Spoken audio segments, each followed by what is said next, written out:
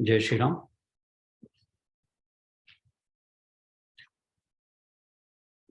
ज्ञानेश्वरी भावदर्शन अध्याय 6, ओवी क्रमांक 410.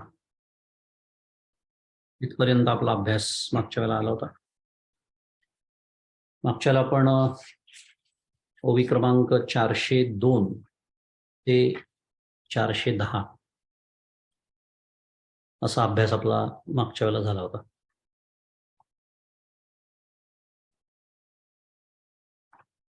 पटकन एक धावती उजळणी घेऊया आणि पुढे जाऊ.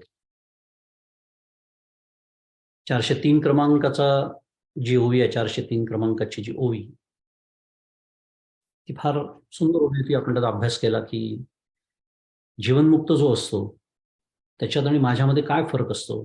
तर मीही शरीरात असतो, तोही शरीरात असतो, पण मला जे शरीराचं तादात्म्य असतं, अगदी साध्या भाषेमध्ये मी देह आहे, हे जे तादात्म्य आपल्याला असतं ते त्या जीवनमुक्ताला नसतं. म्हणून त्यांनी म्हटलं की तो शरीरात असतो पण शरीराचा नसतो, त्याचं शरीराशी तादात्म्य नसतं.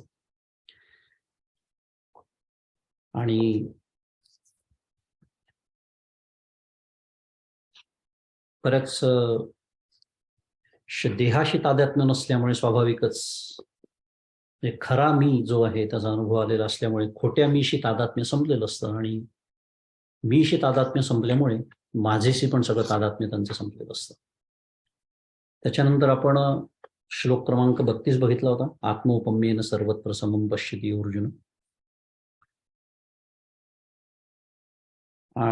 29, 30, 31, 32 असा 4 श्लोकांचा गट गीता दीपस्तंभामध्ये आहे. आपण त्याचाही अभ्यास केला होता. त्यातले 2 महत्वाचे मुद्दे आठवण करून देतो. वाक्य असं होतं की व्यतिरेकी साधनेने स्वतःचा जीव आत्मरूप आहे असा सुस्थिर अनुभव आल्यानंतर सर्वच जीव आत्मरूप आहे असा अन्वयी अनुभव येतो, असा तो विषय मागच्या वेळेला होता. आणि आपण त्याचा अभ्यास केला होता की साधना ही व्यतिरेकाचीच कशी असते आणि अनुभव हा अन्वयाचाच कसा असतो, हा सगळा अभ्यास आपण मागच्या वेळेला केला होता. तर उजळणी असल्यामुळे पुन्हा ते सविस्तर बघण्याची गरज नाही. ज्यांना मागचं वाचनात उपस्थित राहणं जमलं नसेल आणि हे समजून घ्यायचं असेल त्यांच्यासाठी ध्वनिमुद्रण उपलब्ध आपण करून दिलेलं आहे. पण छान विषय होता की साधना ही व्यतिरेकाचीच असते आणि अनुभव हा अन्वयाचा असतो. या दोन्हीचा अर्थ काय, हा सगळा अभ्यास पण मागच्या वेळेला केला. आणि हा जो एक प्रवास आहे साधनेचा, त्याच्याबद्दल एक सुंदर वाक्य आलं होतं की आत्मा नाही ह्या अज्ञानापासून. आत्मा नाही इथे जर थांबलो तर फार मोठी गडबड आहे. एवढंच जर कोणी ऐकलं तर मोठी पंचायत आहे, पण स्वल्पविराम असतो, तिथे थांबावं लागतं. आत्मा नाही ह्या अज्ञानापासून, म्हणजे हे अज्ञान आहे थोडक्यात, सर्वत्र आत्मा आहे असा हा अद्भुत प्रवास आपल्या सर्वांना करायचा आहे. असा या 32 क्रमांकाचा जो श्लोक होता, आत्मौपम्येन सर्वत्र, आपण त्याचा अभ्यास करताना मागच्या वेळेला औपम्य म्हणजे काय हे आचार्यांनी आपल्याला जे समजावून सांगितलं त्याचाही अभ्यास केला होता. उपमेचा जो भाव असतो त्याला औपम्य असं म्हणतात, असं आपण मागच्या वेळेला शिकलो. आणि इथे आत्मौपम्येन असा शब्द आहे, स्वतःचीच आपला दृष्टांत करून थोडक्यामध्ये असा अभ्यास आपण मागच्या वेळेला या श्लोकाचा केला होता. पुढे 405 क्रमांकाच्या ओवीत आपण बघितलं की जो योगी असतो तो दुसऱ्याची सुखदुःख जाणतो, त्याच्या प्राप्ती निवृत्तीसाठी प्रयत्नही तो करतो, पण ज्या पद्धतीने मी जाणतो तशी तो जाणत नाही. म्हणजे त्याला सुद्धा जी सुखदुःख प्रारब्ध आणून देतं त्यांच्याकडे पाहण्याची त्याची भूमिका काय असते, तो अनुकूल प्रतिकूल धर्मानी त्यांना जाणत नाही. म्हणजे थोडक्यामध्ये अनुकूलानी सुखाने, म्हणजे सुख प्राप्त झालं समजा प्रारब्धामध्ये, त्याला आपण अनुकूल समजतो, आणि दुःख प्राप्त झालं त्याला प्रतिकूल समजतो. ह्या दोन्हीनी चित्तामध्ये आंदोलन निर्माण होतात साध्या भाषेमध्ये. परमपूज्य काका गमतीने म्हणतात की दुःखाची लाट अंगावर येऊन आदळते. हे प्रापंचिक माणसाला हे वाक्य पटतं, पण सुखाचीही लाटच असते हे पटतच नाही लवकर. आणि सुख हवं असं वाटतं ना, त्यामुळे सुखाची लाट कशी म्हणता येईल. पण सुखाची लाट या दृष्टीने की या दोन्हीमुळे आपलं चित्त काय होतं, विचलित होतं, अस्वस्थ होतं. म्हणून तर ज्ञानेश्वर महाराज आठवण करून देतात की सुखे संतोषा न यावे, दुःखे विषादा न भजावे, लाभालाभ न आणावे मनावाची. माऊली त्याच्यासाठी हे सांगते की प्रारब्धाने या दोन्ही गोष्टी अनिवार्यपणे येणार आहेत. पण हा जो योगी असतो तो अगदी निर्विकार राहतो दोन्ही परिस्थितीमध्ये, म्हणून त्याला अनुकूल प्रतिकूल अशा धर्माने तो स्वतःची सुखदुःख जाणत नाही. पण समोरच्याला अजून हे ज्ञान झालेलं नाहीये, त्यामुळे तो विचलित होतो आहे. त्याच्यासाठी त्याच्या दुःखाचा परिहार आपण केला पाहिजे असंही तो जाणतो. असंही महत्वाचं एक भूमिका आपल्याला 405 क्रमांकाची ओळी सांगते. मागच्या आपण त्याचा अभ्यास केला होता. आणि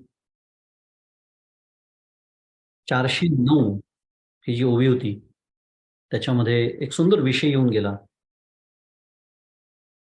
की तो जो पुन्हा योगी असतो तो आपल्याला विश्वस्वरूप पाहावं आणि जे विश्व ते आपणच अनुभवाने व्हावं. भाव असा की आत्म्याच्या परिच्छिन्नतेचा भ्रम जाऊन आत्मा विश्वरूप व्यापक असल्याचा प्रत्यय यावा आणि विश्वातील जडत्वाचा भिन्नत्वाचा भ्रम जाऊन ते आत्मस्वरूप चेतन व एकच आहे असे अनुभवास यावे. त्याला खरे साम्य म्हणतात आणि अशा साम्याची तू उपासना कर असं भगवंत अर्जुनाला म्हणाले. या ओवीच्या निमित्ताने आपण मागच्या वेळेला महावाक्याचं किंवा महावाक्याच्या अर्थाचं ओतप्रोत भावाने चिंतन कसं करायचं असतं हा अभ्यास केला होता. ज्ञानमार्गाचा विचार बरं हाच हो मार्ग आहे. आता जसं भक्तियोग आहे, कर्मयोग आहे, राजयोग आहे, तसा ज्ञानयोग आहे. ज्ञानाच्या अंगाने जाणारं जे ध्यान असतं, काय बोललो मी, ज्ञानाच्या अंगाने जाणारं ध्यान. ध्यानाचे अनेक प्रकार आहेत. आपण इथे हठयोगाचं ज्ञान ध्यान या अध्यायात चांगल्याच पद्धतीने शिकलेलं आहे. भरपूर ओव्या बघितल्या ज्ञानेश्वरीच्या त्याच्यात. पण हे जे आहे ह्या पद्धतीने विचार करणं, महावाक्याचं चिंतन करणं, याला ज्ञानाच्या अंगाने जाणारं ध्यान, ज्ञानयुक्त ध्यान म्हणूया, ज्ञानयोग, अनेक नावं त्याला देता येतील.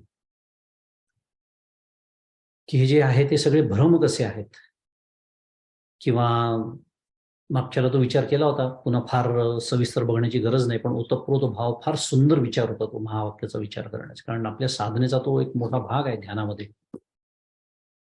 की हे जे सगळं ब्रह्मतत्वाचं वर्णन मी ऐकतो, आत्म्याचं वर्णन ऐकतो, त्याच्यामध्ये कुठेतरी ते असं आहे, ते तसं आहे, ते तसं आहे, ते ते ते ते करता करता ते इतकं दूर राहतं की क्षणभर मला विस्मरण होतं की तीच मी आहे. त्याच्यासाठी तर मी ध्यानाला बसलेलो आहे.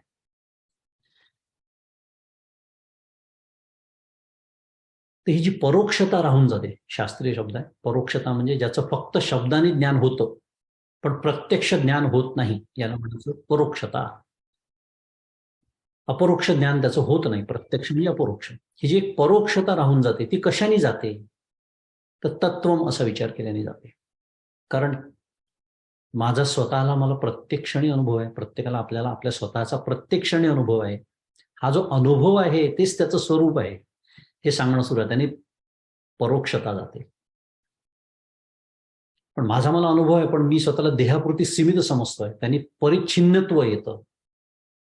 तर ते परिच्छिन्नत्व त्वम तत्चा विचार करून जातं, कारण तो व्यापक आहे आणि तो मी आहे ना, तत्वमसी. असं पुन्हा हा अभ्यास आपण मागच्याला खूप सविस्तर केला होता, पण पुन्हा एकदा स्मरण करून दिलं कारण फार सुंदर विचार तो आहे. आणि मग त्याच्यानंतर आपण हा सगळा सुंदर अभ्यास केल्यानंतर आपल्या मदतीला अर्जुन धावून आला होता मागच्या वेळेला, आठवत असेल तर. हे सगळं वाचल्यानंतर ऐकल्यानंतर कुठेतरी मनामध्ये असं जर कुठे राहून जात असेल, अरे बाप रे फारच कठीण दिसतंय सगळं, किंवा एक सामान्य पळवाट असते जिचा बरेच जण उपयोग करतात, ते म्हणजे आम्ही प्रापंचिक आहोत, आम्हाला कसं जमणार. थोडक्यामध्ये काय आहे की ते वैराग्य तुम्ही सांभाळा, त्या गोष्टी आम्हाला नका सांगू, तुम्ही पहा काय करायचं ते, आम्ही आपलं काय करू, तुम्ही काय करणार असा प्रश्न राहतो उपस्थित. तर काका नेहमी सांगतात आमची आपली भक्ती बरी, याच्यासारखी दुसरी पळवाट या जगात नाही असे माझे सद्गुरू म्हणतात. कारण आमची आपली भक्ती बरी याचा अर्थ काय, भक्ती सोपी आहे असं झालं. आता भक्ती सोपी आहे का विचारा तुकाराम महाराजांना. 16वरील पोळी म्हणतात ते, सुळावरची पोळी खाण्यासारखं भक्ती करणं म्हणजे. असं जे तुकाराम महाराज म्हणत असतील आणि मला भक्ती सोपी वाटत असेल, मला वाटतं मला पुढे बोलण्याची गरजच नाही, फक्त रामकृष्ण हरी एवढंच म्हणू शकतो आपण. याचा अर्थ काय? मी ज्याला भक्ती समजतो ती भक्ती नव्हे. विषय तो सुरू आहे. त्यामुळे तुम्ही भक्ती घ्या, तुम्ही ज्ञान घ्या, तुम्ही काय अष्टांग योग घ्या, सुरुवातीचा जो भाग आहे, खडतर प्रवास जो साधनेचा आहे, तिकडे यमनियम म्हणा, इकडे विवेक वैराग्य म्हणा, काय नावं वेगळी द्या त्याला, पण शेवटी करावं तेच लागतं. आणि ते का, तोच विषय येणारच आहे आज आपल्या पुढे. त्याचा एवढा आग्रह का? पण असं जरी असलं तरी अर्जुन आपल्या मदतीला आला, कारण आपल्या मनातले विचार त्यांनी बोलून दाखवले. आणि हे श्लोक क्रमांक 33 आणि 34 मध्ये आपण बघितलं, योयम योगस्त्वया प्रोक्त साम्येन मधुसूदन एतस्याहम न पश्यामी चंचलत्वा स्थितीम स्थिरा. हे जर समदर्शनाचा योग भगवंता तुम्हाला सांगितला तो खूप छान आहे, पण मला जमणं शक्य नाही. कारण काय, माझं चित्त अत्यंत अस्थिर आहे. आणि पुढचा श्लोक तेच सांगतो, चंचलम ही मन कृष्ण प्रमाथी बलवत दृढम तस्याहम निग्रहम मन्ये वायोरेव सुदुष्करम. छान मनाला एक इथे ज्या विशेषण लावले ते बघण्यासारखी होती, म्हणजे आहेत. आणि ती मागच्याला आपण त्याचा अभ्यास केला. काय? चंचल पहिलं आहे ते चंचल आहे, सांगण्याची गरज नाही. चंचल म्हटल्यावर सगळ्यांच्या मनात डोलायला लागतं, कारण अनुभवाचा विषय. प्रमाथी आहे, प्रमथनाती, त्याच्यामध्ये मंथन, घुसळून काढत. आणि त्याला पुन्हा हे लावलंय विशेषण पुन्हा, प्रमाथी, अत्यंत घुसळून काढतं. म्हणजे काय करतं थोडक्यामध्ये, इंद्रियांचा विक्षेप निर्माण करतं, परिवश करतं इंद्रियांना. हे सगळं वर्णन आपण मागच्याला पाहिलं होतं. आणि अत्यंत बलवान आहे असं हे मन, आणि त्याचा निग्रह करणं म्हणजे जणू काही वाऱ्याचा निग्रह करण्यासारखं आहे असं मी समजतो. आणि मागच्याला आपण हाही विचार केला होता की इथे याच श्लोकात कृष्ण शब्द का वापरला, तोही विचार आपण मागच्याला केला होता. आता 33 आणि 34 हे 2 श्लोक आपण बघितले होते आणि इथे येऊन थांबलो होतो. आता याचा गीता दीपस्तंभ मध्ये पण 33 आणि 34 असाच गट परमपूज्य काकांनी केलाय. तर पहिले गीता दीपस्तंभ मधला अर्थ, त्याच्यावरचं काकांचं थोडक्यात असलेलं विवेचन ते बघूया आणि मग आपल्या ओव्यांकडे बघू. अर्थ वाचतो मी की हे कृष्णा, साम्य बुद्धीने लाभणारा जो हा योग तू मला सांगितलास तो मनाच्या चंचलपणामुळे टिकून राहील असे मला वाटत नाही. हे कृष्णा, मन अत्यंत चंचल, दांडगे, बलवान व हट्टी आहे आणि वाऱ्याला आवरणे जेवढे कठीण तेवढेच ते आवरणे कठीण आहे असे मला वाटते. हा अर्थ. त्याच्यावरचं विवेचन आहे काकांचं की आतापर्यंत मन व इंद्रिय आवरणे हा विषय सातत्याने सांगितला गेला आहे. मोक्ष साधनेत त्याचे अपरंपार महत्व आहे. वाक्य पुन्हा वाचतो, मोक्ष साधनेत अपरंपार महत्व आहे. या थोडक्यामध्ये माझं मन आणि माझी इंद्रिय आवरण्याचा अभ्यास मी कधीच करणार नाही, पण माझा परमार्थ चालू आहे असं ज्याला वाटतं. पुन्हा रामकृष्ण हरी. पुढे जाऊ. मग आठवण करून द्यायची स्वतःच्या मनाला, हे शिकत शिकत पुढे जायचं आहे. त्याच्यासाठी अभ्यास करतोय. पुन्हा आपल्याला कुठे ज्ञानेश्वरीवर PhD करायची नाहीये. आपण अभ्यास का करतोय? कारण आपल्याला हे साधायचं आहे. जे भगवंत जे सगळं 18 अध्यायात आपल्यासमोर जे तत्वज्ञान ठेवतायत त्याचं जे प्रत्यक्ष तो अनुभव आपल्याला घ्यायचा आहे. समर्थांनी मनाची समजूत घालण्यासाठी 200हून अधिक श्लोक खर्ची घातले. भगवान शंकराचार्यांनी मनाशी संवाद करून त्याला समजुतीच्या 4 गोष्टी सांगितल्या. उपदेश सहस्त्री नावाचं एक ग्रंथ आहे आचार्यांचा, त्याच्यामध्ये त्यांनी मनाशी संवाद साधलेला आहे. मन बळिया माझी महाबळी, करी राख रांगोळी धैर्याची असे नाथ महाराज म्हणतात. अनेक संतांची छान छान प्रमाण दिलेत काका. नाथ महाराज काय म्हणतात मनाबद्दल? मन बळिया माझी महाबळी. ते काय म्हटलंय? प्रमाथी बलवत दृढम. काय करतं ते? करी राख रांगोळी धैर्याची. पुन्हा सगळ्यांचा अनुभव आहे.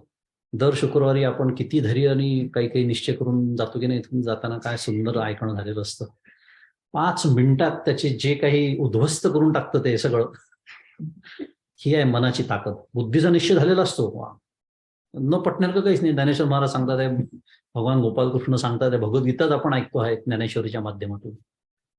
सगळं छान, एकदम छान छान. हो नाही, आजपासून बिलकुल नाही, आता हे नाही करायचं. काही नाही, त्याचं काय होतं आपल्याला सगळं चांगलं माहिती आहे. आणि म्हणून तर दरवर्षी आपण विचारतो what is your new year's resolution. ही इथली पद्धत आहे. आपलं दर शुक्रवारचं रेझोल्युशन असतं आणि ते दर शुक्रवारी करावं लागतं, ह्याच्यातच सगळं काही आलं. पुढे म्हणतात मनतेची गजानन गणपती, असे स्थान तुकाराम महाराज मनाला देतात. मन एव मनुष्याणाम कारणम बंध मोक्षयो, असं उपनिषद म्हणतं. छान आहे ते. मन एव मनुष्याणाम कारणम बंध मोक्षयो. दोन्हीसाठी मनच कारण आहे, बंधासाठी पण आणि मोक्षासाठी पण. खरे तर मन प्रग्रहमयी वच, या काठक श्रुतीनुसार मन प्रग्रहम एव च असा त्याचं पदच्छेद करता येईल. त्याचा अर्थ असा आहे की प्रग्रह म्हणजे दोरी, लगाम ज्याला म्हणता येईल, की या काठक श्रुतीनुसार बुद्धी या सारथ्याच्या हातातील मन हा लगाम असून ते इंद्रिय रूप घोड्यांना जोडले आहे.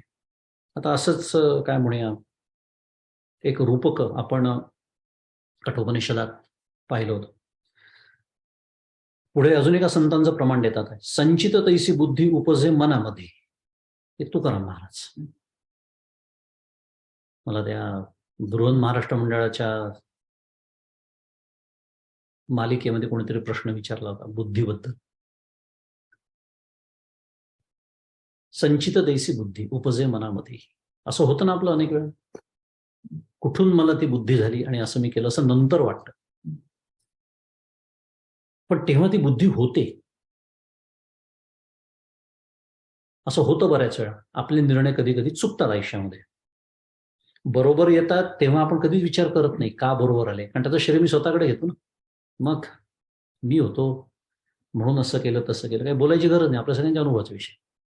पण चुकतो तेव्हा आपण जेव्हा फेरविचार करतो की असं का झालं, कारण जेव्हा मी निर्णय घेतला तेव्हा काही आताताईपणाने घेतला का नाही, विचार करूनच तर निर्णय घेतला होता. शुद्ध मराठीमध्ये सगळे डेटा पॉइंट्स कन्सिडर करून, किती छान मराठी वाक्याने,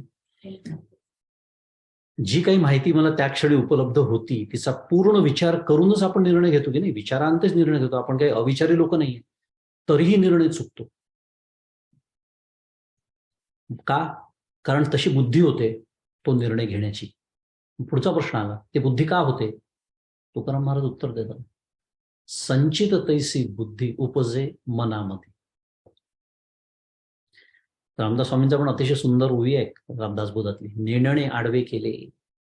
एखाद्याला जर अपयश द्यायचं असेल तर तो तशी बुद्धी त्याला देतो, एखाद्याला यश द्यायचं असेल तर तशी बुद्धी तो त्याला किंवा तिला देतो. तो असं का करतो हे त्याचं तो जाणे श्रीराम. त्याचं तो जाणे म्हणजे काय, तुम्हाला सांगता येत नाही का? असं नाहीये. त्याचा तो जाणे, कारण माझं पूर्वीचं कर्म कसं होतं हे फक्त त्याला माहिती आहे, मला माहिती नाही. मी काय कर्म करून ठेवली आहेत कोट्यावधी जन्मांमध्ये, त्याच्याकडे नोंद आहे, कारण तो हृदयशेर्जुनच तिष्ठती. तू इथेच आहे, तो पुढे वर नाही बसलाय आकाशामध्ये वही पेन घेऊन. सूक्ष्म देह जो जेव्हा जातो एका देहातून दुसऱ्या देहामध्ये, सगळं तत्वज्ञान आपल्याला माहिती आहे. हा त्याचा अर्थ आहे, संचित तैसे बुद्धी उपजे मनामध्ये. त्यामुळे तशी बुद्धी आपल्याला होते, कारण माझ्या प्रारब्धानी मला, साध्या भाषेमध्ये माझ्या प्रारब्धानी मला अपयश द्यायचं ठरवलेलंच असतं आणि तशी बुद्धी मला होती आणि तसा निर्णय घेतला जातो. आणि म्हणून जेव्हा पूर्ण विचारांती आपण व्यवस्थित निर्णय घेतो आणि तरी तो चुकतो, त्याचं स्पष्टीकरण फक्त प्रारब्ध हेच आहे, दुसरं काही. विज्ञान सुद्धा त्याचं स्पष्टीकरण देऊ शकत नाही. फार वेगळा विषय, कधी काही बोलू आपण. पण ह्या तुकोक्तीप्रमाणे बुद्धी वासनानुसारी निर्णय घेते. म्हणून वासना क्षय करणे हे मनोनिग्रहाचे खरे साधन आहे. म्हणून तुकोबा म्हणतात, इंद्रियांचा जय वासनेचा क्षय, संकल्पाही वरी न ये मन, असा मनोजयाचा क्रम तुकाराम महाराज आपल्याला सांगतात. अत्यंत सुंदर अभंग आहे, माझा अतिशय आवडता अभंग आहे, कारण इतकं सुंदर साधन त्याच्यात सांगितलेलं आहे आणि प्रत्यक्ष अनुभवाचा विषय आहे. जो प्रामाणिक साधक आहे ना, त्यांनी साधन करून बघावं.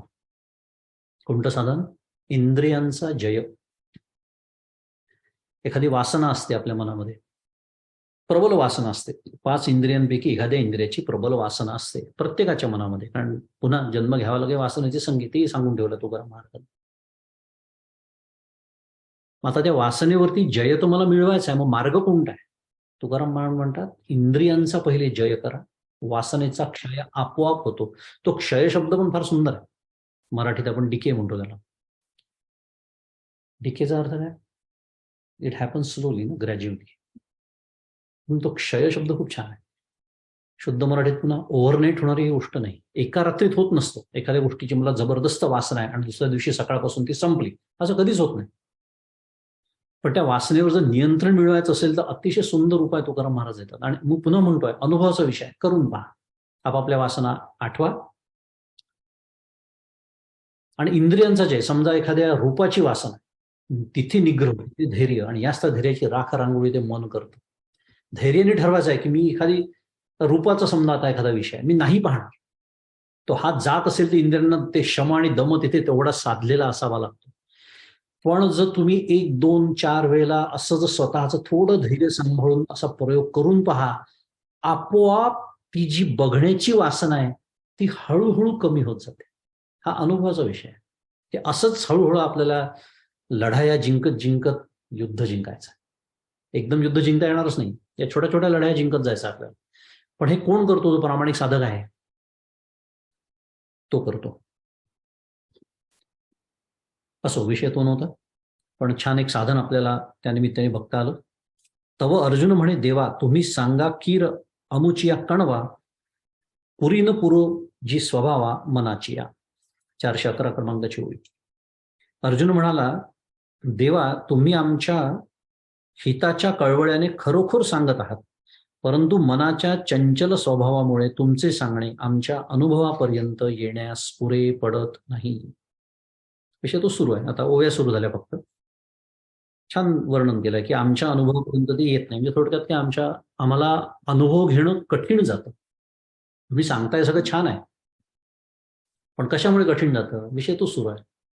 मनामुळे. मन कसं आहे? चंचल आहे, प्रमाथी आहे, बलवान आहे. हे सगळे आपण मागच्या अभ्यास केला मनाचा. आता हे मन कैसे केवढे, आता इतक्या सुंदर सुंदर ओव्या आपल्या पुढे येणार आहेत माऊलींच्या मनाबद्दलच्या. माऊली म्हणतात, हे मन कैसे केवढे, ऐसे पाहो म्हणो तरी न सापडे, येरवी रहाटावया थोडे त्रैलोक्य. हे मन कसे व केवढे आहे याचा विचार करू पाहू म्हटले तर ते कुठेच सापडत नाही. मन असतं काय? अजूनही आपले सायकियाट्रिस्ट ज्याला म्हणतात ते सुद्धा अजूनही धडपडतातच आहेत. मी बोललो होतो एकदा सायकियाट्रिस्टशी काही वर्षांपूर्वी. सिगमंड फ्रॉइड हे नाव ऐकलं असेल अनेकांनी. त्यांनी काही किती माहित नाही, 50-100 वर्षांपूर्वी जी व्याख्या केली आहे त्याच व्याख्येवर आधारलेलं अजूनही त्यांचं शास्त्र आहे. गंमत वाटली मला. मुद्दा असा आहे, मन कसं आहे, केवढं आहे त्याचा विचार करू पाहू म्हटलं तर नाही सापडत ते. पण एरवी त्याला फिरण्यास त्रैलोक्य देखील थोडं आहे. म्हणून ऐसे कैसे घडेल जे मरकट समाधी येईल, का रहा म्हणितलिया राहेल महावात. ते ओवी वाचल्यावर मला वाटलं की ज्ञानेश्वर महाराजांना माझं वर्णन इतकं चपकाल कसं करतात. माझ्या वर्णनाची ओवी आहे 413 क्रमांकाची. काय? म्हणून असे कसे घडेल, कारण माकड समाधीच्या अवस्थेपर्यंत येईल काय? असं महाराज प्रतिप्रश्न निर्माण करतात की एखादा माकड आहे आणि समाधी लावून बसला, असं कधी पाहिलं का तुम्ही? हे जसं अशक्य आहे तसं ते माकडाची उपमा दिली आहे. कोणाची? माझ्या मनाला महाराजांनी माकडाची उपमा दिलेली आहे. कारण समाधीचं खरं साधन अंतःकरण म्हणजे मन हेच आहे. शरीर तर ठीक आहे, शरीर तर माझं रोजच बसतं मांडी घालून डोळे मिटून. आतमध्ये काय चालतं त्या माकडाला सुद्धा लाज वाटेल. असलं काहीतरी चालतं माझ्या आतमध्ये, आणि त्याला समाधी कशी प्राप्त होईल असं महाराज म्हणतात. सोसाट्याचा वारा थांब म्हटल्याबरोबर थांबेल काय? अर्थात हे जसे घडणे शक्य नाही, त्याप्रमाणे मनाचा निग्रह करणे महाकठीण आहे. पुढे अजून वर्णन करतात आहे, जे बुद्धी ते सळी, निश्चया ते टाळी, धैर्यसी हात फळी मिळवून जाय. म्हणजे जे मन बुद्धीच्या ज्ञानाचा द्वेष करते, बुद्धी ते सळी, सळी म्हणजे छळणं म्हणूया आपण, किंवा द्वेष करणं. मन बुद्धीच्या ज्ञानाचा द्वेष करते, बुद्धीच्या चांगल्या निश्चयाला दूर सारते, निश्चया ते टाळी. इथे टाळी याचा अर्थ आपण जी देतो एकमेकांना ती नव्हे. टाळी याचा अर्थ टाळणे. आपल्याला कीर्तनात सोनाली बऱ्याच वेळा ऐकवते, काय? भजनी टाळा टाळी, ती ही टाळी. धैर्यसी हात फळी, आणि जे सात्विक धैर्याच्या हातावर हात मारून पळून जाते. थोडक्यात या कशालाच ते दाद देत नाही, इतकं आपलं मन चंचल आहे. पुढे म्हणतात, जे विवेका ते भुलवी, संतोषाशी चाड लावी, बैसीजे तरी हिंडवी दाही दिशा. काय सुंदर वर्णन आहे बा. हे तर म्हणजे प्रत्येकाने मान डोलवावी असं वर्णन आहे, की हो अगदी हाच अनुभव आमचा आहे. नामस्मरणाला बसलो म्हणजे आपण बसतो हे गृहीत धरून बोलणं सुरू आहे. रामकृष्ण हरी. नामस्मरणाला बसलो, ध्यानाला बसलो, की काय होतं, तर जे विवेकाते भुलवी, जे विचारालाही भ्रमात पाडते, संतोषालाही विषयाचे व्यसन लावते, जे इतके चंचल आहे की मनुष्य देहाने जरी एका ठिकाणी बसला तरी त्याला दाही दिशा भटकण्यास लावते. हा सुंदर वर्णन केलं माऊलींनी. विवेकाते भुलवी, विवेक म्हणजे विचार. एखादा संकल्प छान आपण एखादा सिद्धांत म्हणा, एखादी ओवी म्हणा, एखादा अभंग म्हणा, बुद्धीने स्मरण करून दिला, त्याचा विचार करतो म्हटलं तर त्यालाही ते भ्रमात पाडतं. काय? विकल्प निर्माण करतं. त्या विचाराला फाटे फोडतो. शास्त्र विरुद्ध फाटे सगळ्यात महत्वाचं, ज्याला तर्क म्हणतात, तर्कट म्हणतात खरं. थोडं आपण संतोषाने समाधानाने बसावं, की छान आज शनिवार आहे, निवांतपणा, ऑफिस नाही, धावपळ नाही. ज्ञानेश्वरीचा अभ्यास करावा, भगवद्गीतेचा अभ्यास करावा, असं थोडं कुठेतरी बुद्धी निश्चय करते. जे थोडक्यात प्राप्त परिस्थितीत संतोष आपण मानलेला असतो तेवढ्यात हे चालू करतो. अरे नाही नाही, हे करायचं, ते करायचं, इकडे जायचंय, तिकडे शॉपिंग करायचंय, तिकडे 20% ऑफ आहे, आजचा शेवटचा दिवस आहे, आजच गेलो पाहिजे. हे कोणाचं काम आहे? हे सगळं मनाचं काम आहे. त्यांनी इथे म्हटलंय संतोषाशी चाड लावी. आणि ते इतकं चंचल आहे की जरी मी साधनेला बसलो एका ठिकाणी, मनुष्य देहानी जरी एका ठिकाणी बसला तरी त्याला दाही दिशा भटकण्यास लावतो. प्रचंड वेग असतो मनाचा, प्रचंड वेग. कल्पना करता येत नाही आपल्याला. म्हणजे अनुभव असेल सगळ्यांचा. नमस्कार समजा मी करतोय परमेश्वर, नमस्कार किती वेळ लागतो? सेकंद, 20 सेकंद लागत असेल समजा, 30 सेकंद नमस्कार. तेवढा नमस्कार करताना सुद्धा माझं चित्त एकाग्र होऊ देत नाही. तेवढ्या वेळात 10 विचार करून येतं. अनुभवाचे विषय, विचार करून पहा. एवढं निरीक्षण स्वतःच असेल तर. पण बहुतांश वेळेला बाकीच्यांचे निरीक्षण करण्यात आपला वेळ जातो. कारण तो बघा कसा नमस्कार करतोय, माझा नमस्कार राहतो बाजूला, माझ्या मनात काय सुरू आहे याचा विचारच नाही करत नाही कधी. पण हे अनुभवाचे विषय आहेत. त्या 20 सेकंदात सुद्धा मन आपल्याला हुलकावणी देतं. एवढी ताकद आहे त्या मनाची. मी ज्या आराध्य दैवतेला कोणालाही मी नमस्कार असेल तर तिथे चित्त एकाग्र 20 सेकंद फक्त नाही होऊ शकत. जे निरोधले घे उवावो, जया संयमूची होय सावावो, ते मन आपुला स्वभाव सांडिल नाही. मौली म्हणताय की ज्याला आवरले तर अधिकच पसरते. ज्याला संयम म्हणजे संयमाने त्याला सावरतो म्हटलं तर ते संयमच तो चंचल करण्यास त्याला सहाय्य होतो. खूप जाऊ द्या, वेळ नाही आपल्याकडे, पण खूप सुंदर विचार आहे ते सगळे. कारण संयम करणं हा सुद्धा एक संकल्पच आहे ना. तेही त्या मनानेच करायचं असतं ना. ही भानगड आहे. त्या निमित्ताने पुन्हा ते चंचलच होतं. मला आता संयम करायचा आहे, मग आता कशाचा संयम करायचा आहे. आणि मग त्यातला पहिला विचार येतो की हा यांनी माझा असे, मग त्यांनी जी गाडी जाते भलतीकडे की 10 मिनिटांनी लक्षात येतं की रे मी संयमाला इथे बसलो होतो. इतकी अवस्था वाईट असते आपली. असं ते मन आपला स्वभाव टाकील काय? स्वभावच आहे त्याचा. आणि पुढे आपण त्या पाहिल्या होत्या, मला वाटतं आपण मनाच्या श्लोकांना सुरुवात केली होती तेव्हा हे चांचल्य म्हणजेच मन अशी व्याख्या माऊलींनी केलेली आहे त्या ओव्यांमध्ये. ते येतील त्या ओव्या पुढे, तेव्हा बघूया. पण त्याची आठवण झाली मला. म्हणून मन एक निश्चळ राहिलं. म्हणून शेवटी अर्जुन म्हणतोय 417 क्रमांकाच्या ओवी की म्हणून मन एक निश्चळ राहिलं, मग आम्हासी साम्य येईल, हे विशेषही न घडेल याची लागी. म्हणून याकरिताच म्हणतो की मन एक निश्चळ राहील आणि मग आम्हाला साम्य योग प्राप्त होईल, हे विशेष प्रयत्नानेही घडणार नाही.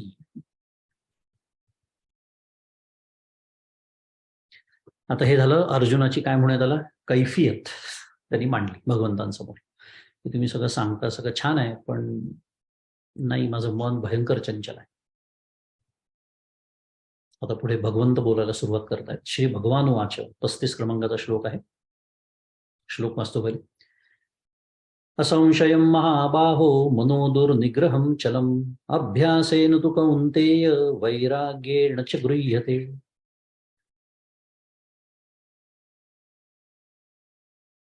काय सुरुवात केली भगवंतांनी? त्याचा पदच्छेद अगदी सरळ आहे म्हणून मी वाचला नाही. असंशयम महाबाहो. काय अर्जुना, अरे बरोबर आहे रे तुझं, संशयच नाही, मन चंचल आहे. आपल्याला काय वाटतं, वा वा वा वा, चला. भगवंतांनी पण मान्य केलं. अर्जुनालाही तसं वाटलं असेलच तेव्हा, की वा, मी म्हणतो म्हणजे बरोबर आहे की नाही, भगवंत सुद्धा मान्य करतात आहे.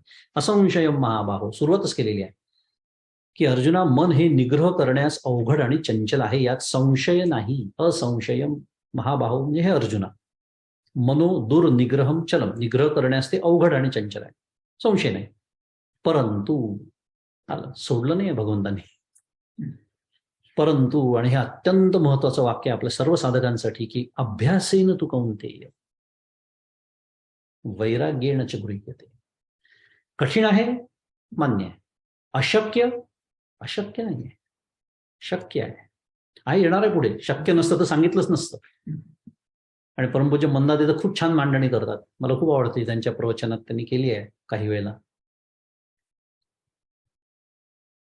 मंदादे म्हणतात,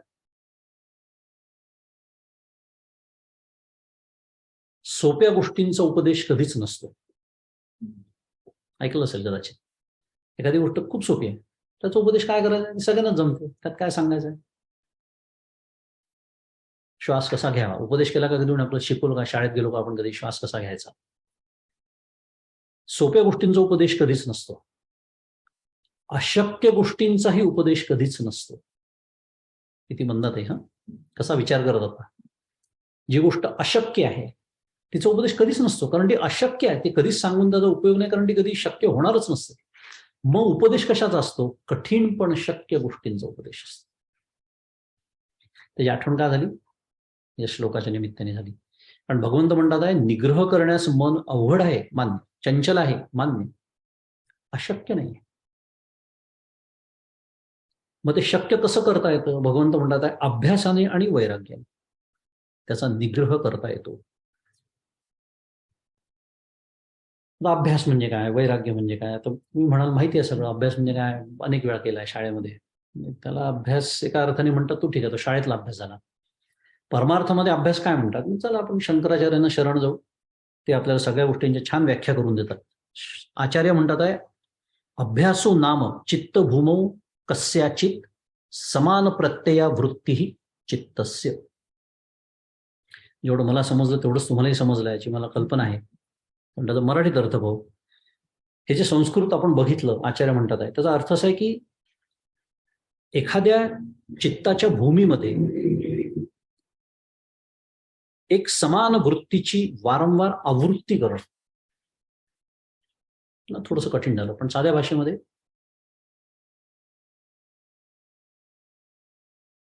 एक समान वृत्ती म्हणजे एकच वृत्ती वारंवार ती उठत राहणं, ह्याला म्हणायचं अभ्यास. आता कल्पना करा, काय सुरू आहे. पहिली गोष्ट आपण काय पाहतोय, मनाचं चांचल्य कसं नियंत्रणात आणता येतं. बरोबर, हे सांगण्यासाठी भगवंत काय म्हणतात आहे, अभ्यासाने आणि वैराग्याने. मग आपण अभ्यासाची व्याख्या बघतो. मी एवढं सगळं पुन्हा एकदा का उजळणी केली. आता ह्या पार्श्वभूमीवरती नामस्मरणाचा विचार करा. आपण किती शुद्ध मराठीत लाईटली घेतो नामस्मरण.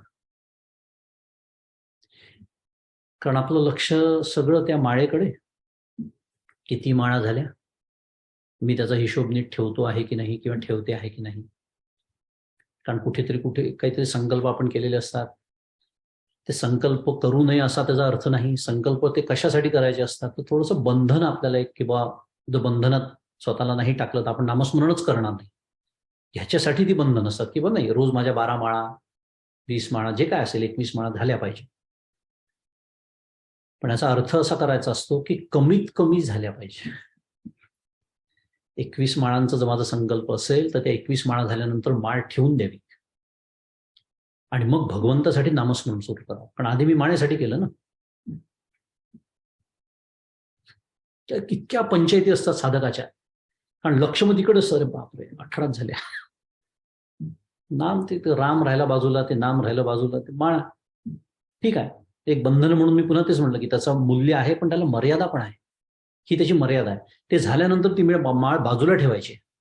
आणि आता खरं रामासाठी, आणि रामासाठी म्हणजे ह्या पद्धतीने अभ्यास करायचा.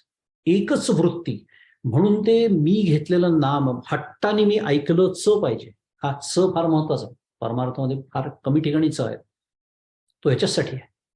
ही एकच वृत्ती श्रीराम जय राम जय जय राम ही सातत्याने उठत राहणं, ह्याला म्हणायचं अभ्यास.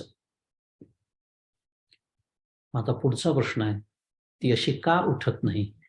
म्हणजे इतर अनेक वृत्ती का उठत राहतात आणि जीभ मुखात फिरत राहते, श्रीराम जय जय राम म्हणत राहते, हातात माळ फिरत राहते, बोटं आपले ते मोजत राहतात आणि मन कुठे फिरतं ते आत्ताच सगळं वर्णन आपण ऐकलं. मग असं का होतं? म्हणून पुढे काय सांगतात आहे, वैराग्याची व्याख्या सांगतात आहे. वैराग्यम नाम दृष्टा दृष्टेष्ट भोगेषु दोष दर्शनाभ्यासाद वैतृष्ण्यम तेन.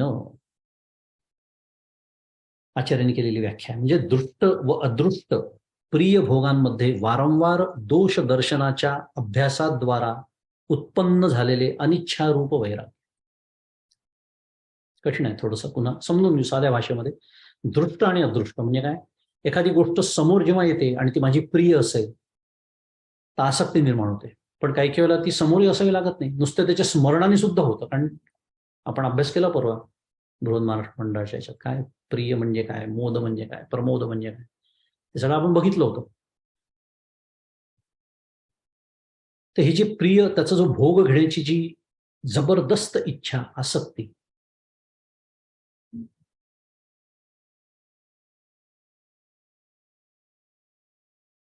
तर त्या आसक्तीपासून उत्पन्न झालेलं अनिच्छारूप वैराग्य म्हटलेलं आहे. त्याला इथे काय शब्द वापरलाय? वैतृष्ण्यम आचार्य म्हणतात आहे. मग अनिच्छारूप म्हणजे काय की नाही मला भोगायचं. मग करायचं कसं? आसक्तीत आहे एखाद्या विषयाची, तर दोष दृष्टीने असा शब्द इथे आलेला आहे. आता दोष दृष्टीनेचे दोन अर्थ होतात ना, की ती वस्तू दिसते तेवढी चांगली नाही आहे, मग त्याच्यात आपण ज्याला साध्या भाषेत खुसफुटं काढणं म्हणतो, हा मार्ग तितकासा चांगला नाही असं परमपूज्य काका म्हणतात, मी म्हणत नाही. पण दोषदृष्टीचा आपण अजून एक अर्थ करू शकतो, तो मार्ग खूप छान आहे. माऊलींची ओवी आपल्या मदतीला येते.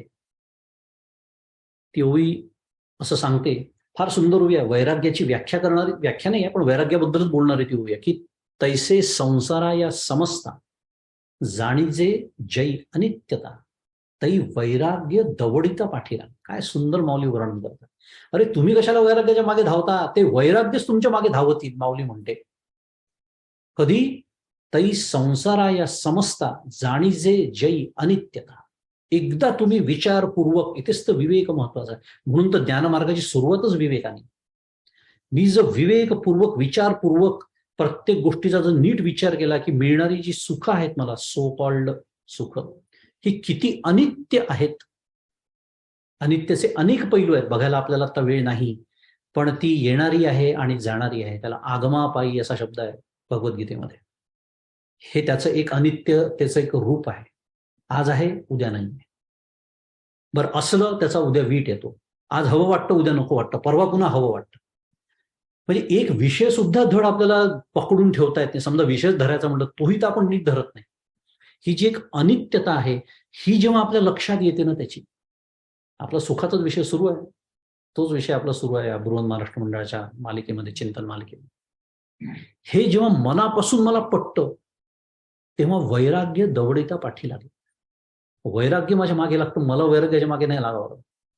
आणि म्हणून विवेकासह वैराग्य हवं, नाही तर ते हेकांडपीसह वैराग्य होतं असं समर्थ म्हणतात. कारण ते जबरदस्तीने घेतलेलं वैराग्य असतं, मग त्याचा राग घरातल्या लोकांवर काढला जातो. समजत नाही तुला, मी विरक्त आहे. विवेक नसतो तिथे. आपण कशासाठी हे करतोय हे विसरून गेलेलो असतो. त्यामुळे ओवी खूप छान आहे, तैसे संसार आहे समजता. हे सगळं आपण का बघितलं? अभ्यासाने आणि वैराग्याने मनाच्या निग्रह करता येतो. अवघड जरी असलं, मन चंचल असलं, बलवान असलं, प्रमाथी असलं, तरी ह्या दोन गोष्टींमुळे आपण त्याच्यावरती नियंत्रण मिळवू शकतो.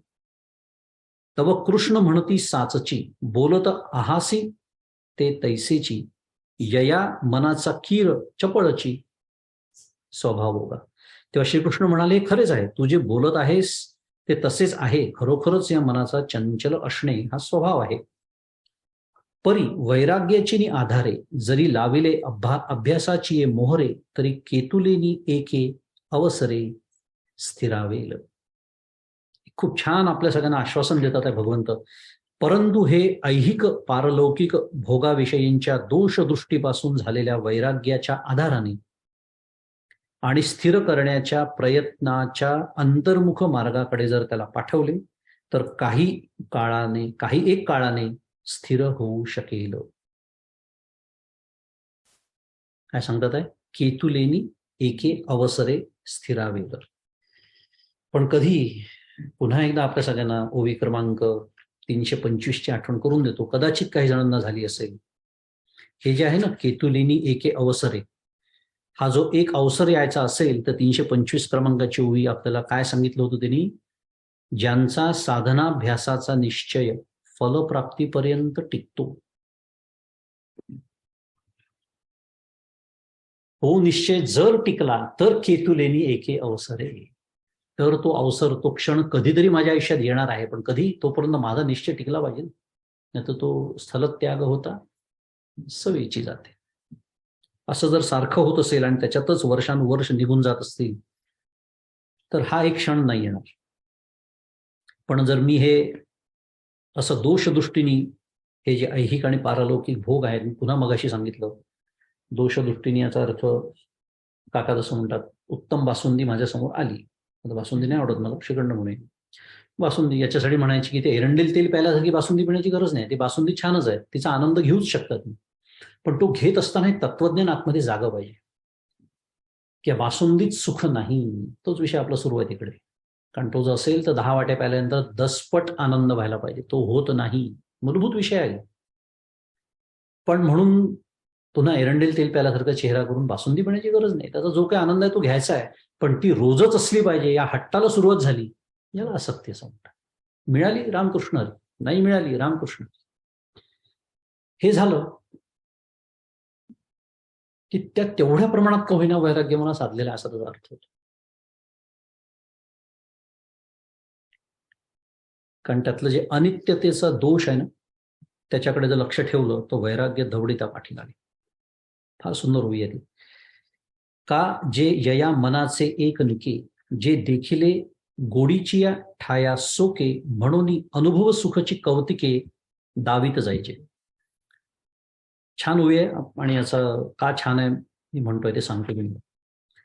अर्थ पाहू पहिले. कारण या मनाचा असा एक चांगला गुण आहे की त्याला एकदा भोगलेल्या विषयाविषयी आवड निर्माण झाली की ते त्याचे ठिकाणीच राहण्यास सोपते. आपला अनुभव सगळ्यांचा की एकदा त्याला एखाद्या गोष्टीची चटक लागली, थोडक्यात चटक लागते त्याला, एकदा एखादा चांगला गुण, एखादा विषय भोगला, आणि म्हणून त्याला आत्मसाक्षात्कार जन्य सुखच श्रेष्ठ आहे असे कौतुकाने म्हणजे विनोदाने ध्यानयोग किंवा हठयोग यासारख्या कष्टदायक साधनांचा सुरुवातीला आश्रय न करता साधूंचे संगतीत त्यांनी केलेल्या सहज उपदेशाच्या द्वारा दाखवित जावे.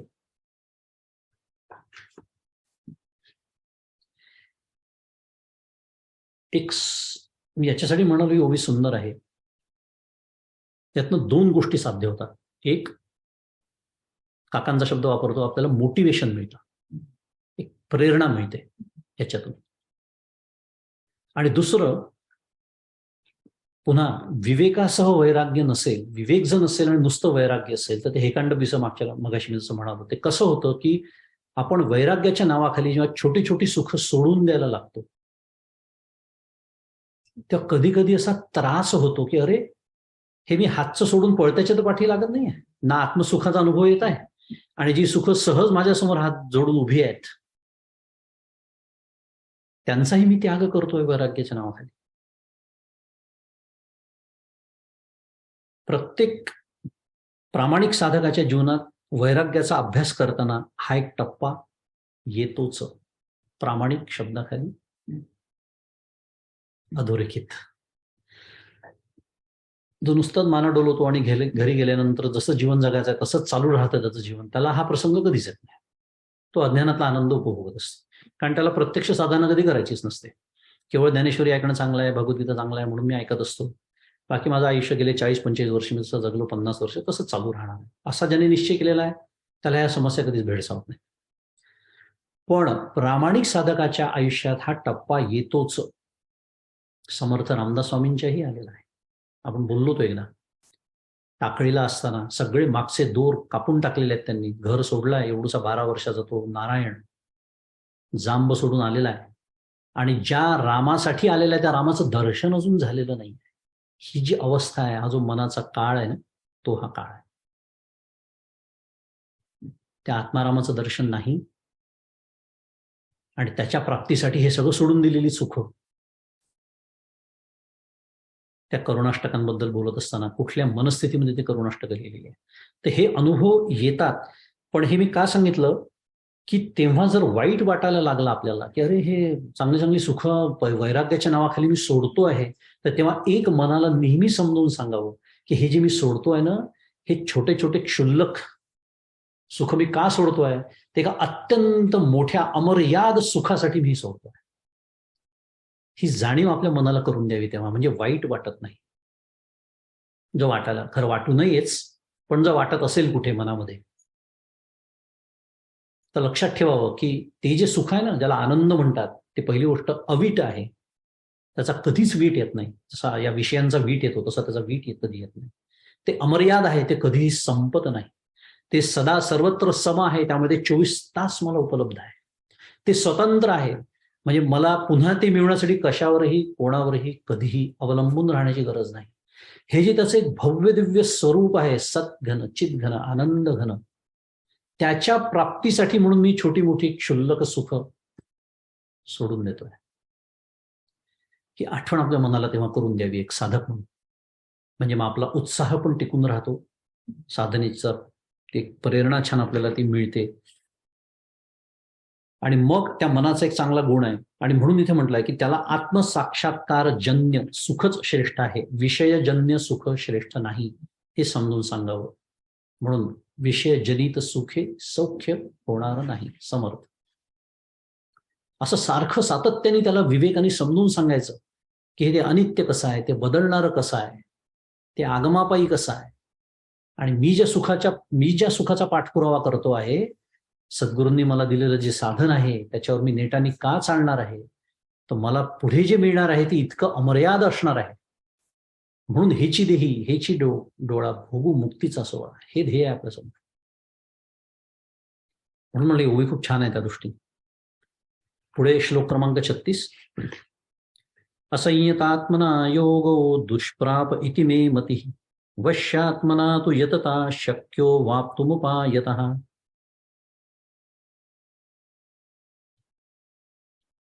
पदच्छेद आहे की असंयतात्मना योगो दुष्प्राप इति मे मतिः, वश्यात्मना तु यतता शक्यः अवाप्तुम उपायतः. अर्थ आहे की ज्याने मनाला वश केले नाही त्याला योग प्राप्त होणे अत्यंत कठीण आहे असे माझे मत आहे. असं कोण म्हणताय? प्रत्यक्ष भगवान म्हणतात. परंतु ज्याने मन वश केले आहे अथवा जो मनाला वश करण्याचा प्रयत्न करतो त्याला योगशास्त्रात सांगितलेल्या उपायाने योग प्राप्त होणे शक्य आहे. शक्य अवाप्तुम उपायतः. किती मोठं आश्वासन आहे भगवंताचं. अरे होऊ शकतं, बरं ते होऊ शकतं, अशक्य नाही आहे, कठीण जरूर आहे. म्हणून तो उपदेश करायची वेळ आली ना, मग अशीच बघितलं आपण विषय. पण अशक्य नाही आहे. मनाला जर तुम्ही वश केलं, मनाला वश करण्याचा प्रयत्न केला, तर योगशास्त्रात हे जे उपाय सांगितले त्यांनी योग प्राप्त होणं शक्य आहे. केलं होतं आपण पुन्हा एकदा विचार त्या मालिकेमध्ये. कोणता? या नरदेहाची संबंधे बहुत पावले उत्तम. समर्थ तेच सांगतात, बहुत पावलं. असं काही समजू नका की बा 1000 वर्षात 1000च प्राप्ती झालेली आहे, असं नाही आहे. होऊ शकतं, केलं तर नक्की होऊ शकतं. आता इथे जे दुष्प्राप इतिमे मती म्हटलंय ना, की माझे मत आहे, याचा अर्थ माझा असा निश्चय आहे किंवा माझ्या सांगण्याचा आशय असा आहे, असा त्याचा अर्थ आहे. भगवंतांना माझं मत आहे असं म्हणण्याची काहीच गरज नाही. त्यांचंच मत शेवटी हे राहणार, दुसऱ्या कोणाचं असणार. आणि असंयतात्मना याचा छान अर्थ आचार्यांनी केलाय की अभ्यास वैराग्याभ्याम असंयत आत्मा अंतःकरणम यस्य सहा. व्याख्या आहे पुन्हा, यस्य सहा, असा जो तो. की वैराग्य आणि अभ्यास, मगाशी काय वाचला आपण, अभ्यासेन तू कौंतेय वैराग्येण च गृह्यते. अभ्यास आणि वैराग्य याच्या मदतीने ज्यांनी स्वतःचं अंतःकरण संयत केलेलं नाही, म्हणजे साध्या भाषेत ज्यांनी आपल्या मनाला वश केलेलं नाही, त्याला योग प्राप्त होणं अत्यंत कठीण आहे. म्हणून त्याचं दुष्प्राप इति मे मतिः. दुष्प्रापचं आचार्यांनी केलेला अर्थ आहे दुःखेन प्राप्यते, म्हणजे अत्यंत कष्टाने झालंच तर त्याला अत्यंत कष्टाने देते.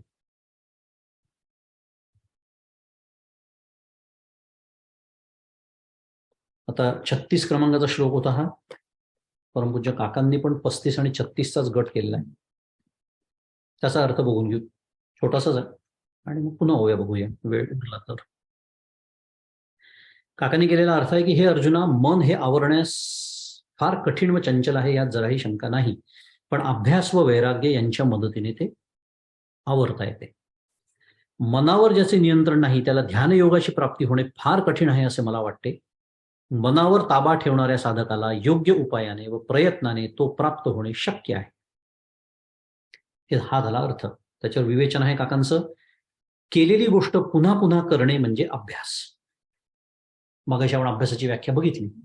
एकच वृत्ती. आता केलेली गोष्ट पुन्हा पुन्हा करणे म्हणजे दुसऱ्या भाषेत तेच सांगणं सोबत. एकच वृत्ती अंतःकरणात सातत्याने उठत राहणं. साध्या भाषेत एकाच विषयावरती एकाग्र होणं. तुकाराम महाराजांचा एक अभंग आहे. साधुनी बचनाग खाती तोळा तोळा, आणि का ते डोळा न पहावे, साधुनी भुजंग धरितील हाती, आणिके कापती देखोनिया, असाध्य ते साध्य करिता सायास, कारण अभ्यास तुका म्हणे. काय सुंदर सुंदर अभंग आणि ओवे असतात. जागोजागी मार्गदर्शन उपलब्ध आहे आपल्याला घेतलं तर. महाराज दृष्टांत देतात आहे, साधुनी बचनाग खाती तोळा तोळा. बचनाग नावाचं विष असतं एक. काही लोक तोळा तोळा म्हणजे एक अगदी तिळा एवढं रोज खाण्याचा अभ्यास करतात. विष, अत्यंत जहाल विष असतं ते. पण ते खाण्याचा अभ्यास करणारे लोक आहेत. का खातात विषय सोडून देतो, आपला अभ्यासाचा विषय नाही. पण म्हणजे आणि का ते डोळा न पाहावे, म्हणजे बाकीचे लोक तर पाहू सुद्धा शकणार नाही, पण हे पचवतात. ते शरीर म्हणजे मानवी शरीर देह असा आहे की त्याला जर रोज असं कणकण विष दिलं ना तर ते सुद्धा पचवण्याची ताकद या देहामध्ये आहे. याला ट्युनिंग द बॉडी म्हणतात. मग तुम्ही थोडंसं एकाचे 2 थेंब करू शकता. अगदी त्याप्रमाणे साधुनी भुजंग धरितील हाती, आणिके कापती देखून. काही लोक अत्यंत विषारी कोबरासारखा नाक सहज हातात धरतात. ते बघून बाकीचे लोक चळचळ कापतात. अभ्यास विषय काय सुरू आहे आपला. अभ्यासाने या गोष्टी सुद्धा साध्य होऊ शकतात. असाध्य ते साध्य करिता सायास, कारण अभ्यास तुका. हे जे आपल्याला असाध्य वाटतो, हा योग असाध्य वाटतो, मनाला चंचल मनाला ताब्यात ठेवणं असाध्य वाटतं, ते साध्य होऊ शकतं. कधी अभ्यास केला तर होतं. अभ्यासानं तू कौंतेय वैराग्येन च गृह्यते. त्यामुळे केलेली गोष्ट पुन्हा पुन्हा करणे म्हणजे अभ्यास. हे सारखं का सांगायचं की अनेक लोक बऱ्याच वेळा उतावीळ होतात, विचारतात प्रश्न. मलाही विचारतात, काकाने विचारलेले मी ऐकले. कारण अनुग्रह घेऊन 6 महिने झाले असतात, 4 वर्ष झाले असतात, असं वाटायला लागतं. कारण आपल्याला प्रत्येक गोष्ट, आता तर हा जमाना इन्स्टंट ज्याला म्हणतात, प्रत्येक गोष्ट आत्ता पाहिजे, बटन दाबलं की हजर.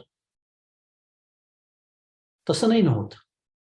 हे हळूहळू होत जाणारी गोष्ट आहे. इतकी हळू होते की कधी कधी आपली प्रगती होते हेही आपल्या लक्षात येत नाही. शुद्ध मराठीत म्हणतो आपण, you have to look at the pattern. Basically एक 6 महिन्यापूर्वी, 1 वर्षापूर्वी, 4 वर्षापूर्वी मी जसा होतो तसाच आज आहे का, असा विचार करावा लागतो. नेहमी ते झाडाचं उदाहरण मी देतो. कुंडीत लावलेलं झाड रोज जाऊन बघितलं तर ते रोज स्केल पट्टी घेऊन मोजलं नाही लक्षात येत. 2-4 आठवड्यांनी पाहिले की लक्षात येतं, हा झाड वाढलं बरं का. आधी लहान वाटत होतं, आता थोडं मोठं वाटतंय. कधी 2-4 आठवड्यांनी पाहिलं तर ना. तर तसं त्यामुळे मन आवरण्याचा सतत प्रयत्न करीत राहणे अभ्यासाचं स्वरूप आहे. आपल्या हातात काय आहे, हे करत राहायचं आहे. आणि त्याला वैराग्याची जोड अनिवार्य आहे. काका म्हणतात आहे वैराग्याची जोड अनिवार्य आहे. वैराग्य संपन्न नसलेले आसक्त मन स्थिर राहणे शक्य नाही. हा त्याचा संबंध आहे बरं का. There is a causal relationship. अभ्यास करता येत नाही कारण वैराग्य नाही आहे. वैराग्य नाही आहे का, कारण ती आसक्ती आहे. आसक्ती का आहे, मगाशी म्हणजे गाडी परत आणतोय मी, ते त्याचं अनित्यता अजून नीट कळलेलीच नाही.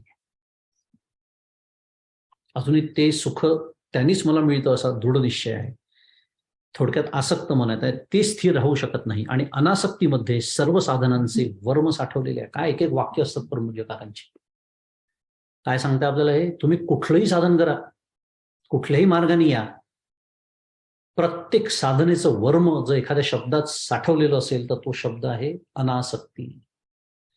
जर माझी अनासक्ती वाढत नसेल तर मी साधनेच्या नावाने काय वाटेल ते करू दे आणि परमार्थाच्या नावाने काय वाटेल ते करू दे, त्याला साधनाभास असा काकांनी खास राखून ठेवलेला नेहमीचा शब्द.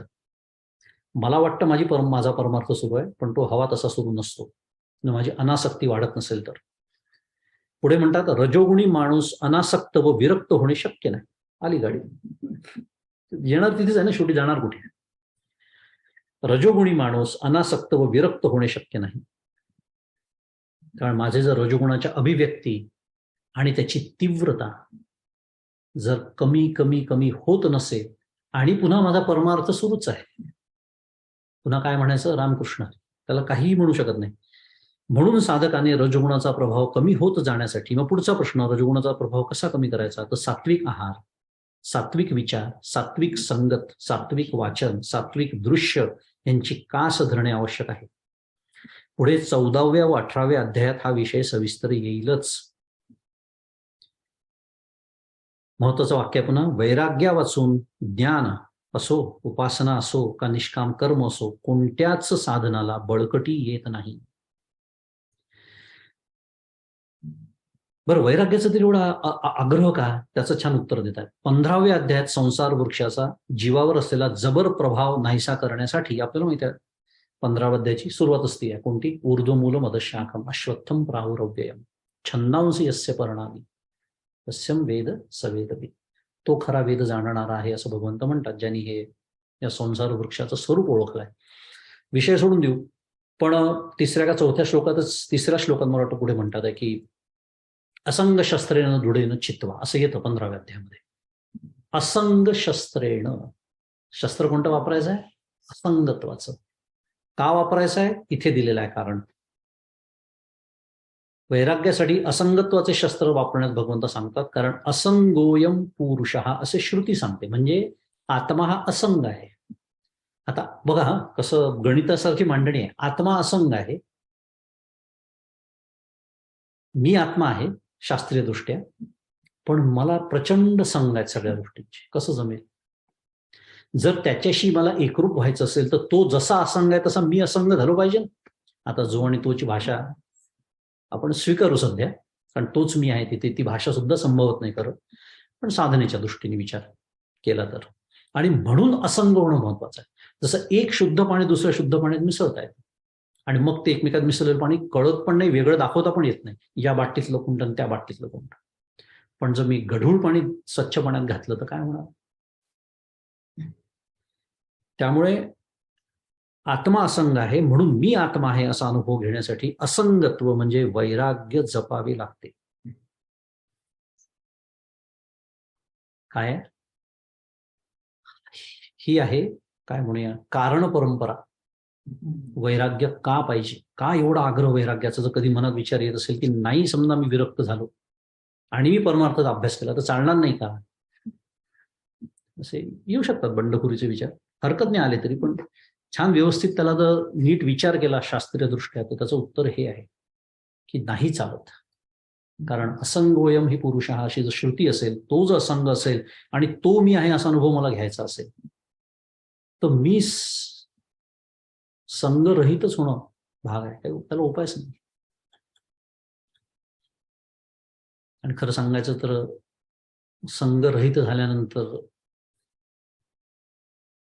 तो असंग मी आहे हा प्रत्यक्ष अनुभव ठेवलेलाच आहे, वेगळं काहीच करावं लागत नाही त्याच्यासाठी. वेगळा विषय आहे, पण आला अनुषंगाने म्हणून सांगितलं. मग करायचं काय आहे? करायचं हे आहे, संग काढणं ही साधन आहे. हे सगळं जेव्हा जातं, किडाळ माऊलींचा, त्या शुद्ध सोन्यातलं किडाळ निघून गेलं की जीवा ब्रह्मत्व आहे संकल्प रूप. तो संकल्पाचा किडाळ निघून गेला की जीव हा ब्रह्मच आहे, मूळचाच ब्रह्म आहे तो, पण आपल्याला कळत नाही. आपण स्वतःला कारण देह समजतोय. असो, आपल्याला ओव्या बघायला वेळ मिळाला नाही, वेळ होऊन गेलेली आपली.